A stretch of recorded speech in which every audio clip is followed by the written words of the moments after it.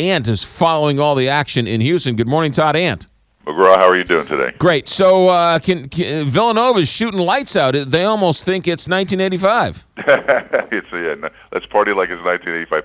You know what? Everyone's talking about that game. It was just phenomenal. And to be honest, even Coach Jay Wright knows his team's not going to repeat that performance. So it was incredible to watch. It stunned everybody.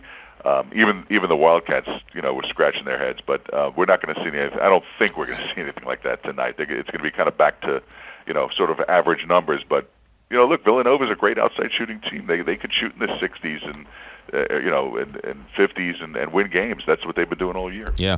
North Carolina, with these allegations hanging over their head, how much of that has been a story there at the Final Four? They bring it up, but a lot of it seems to me like more like a lot of the local writers, at least here, are bringing it up, and I think Roy Williams has done a nice job of reflecting deflecting, I should say, the questions about what's going on over there, and I think for the most part, it's been basketball talk only. I think when they get back after this trip this weekend, they'll have to deal with all the allegations. But I think for now, I think it's basketball. Let's try and win a championship, and then we'll go and move on to other things.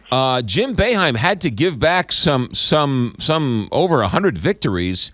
If North Carolina, for the things he did and what's been alleged in North Carolina is much worse. If North Carolina wins, would they have to vacate this national championship?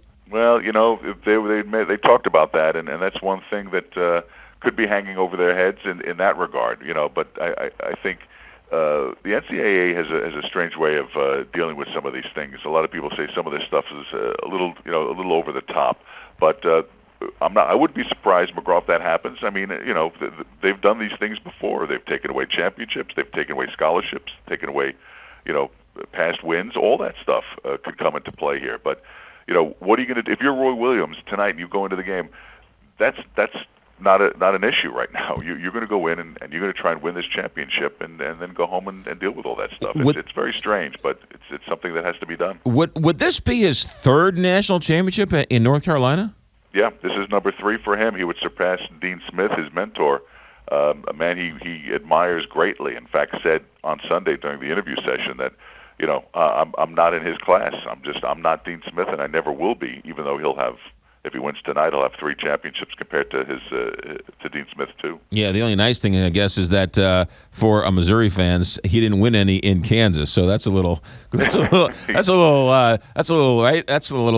insulting to the Kansas fans. He wins 3 in North Carolina. Turned down the North Carolina job first, didn't he? Well, he went out there. Yeah, well, I'm not sure if that was maybe it was the case. I'm trying to remember now, but I remember he had a Kansas program that seemingly went to the Final Four every other year over there, pretty much. So he had a great program. He just didn't have the firepower during those years to bring the whole thing home. He goes to North Carolina, and now you have the tools, the recruiting, and all that stuff, and you can really load up and win championships. And I think that kind of solidified him as one of the great coaches. North Carolina, Villanova tonight. Todd Ant will be there for ABC News. Todd, thanks for checking in. All right, guy, anytime.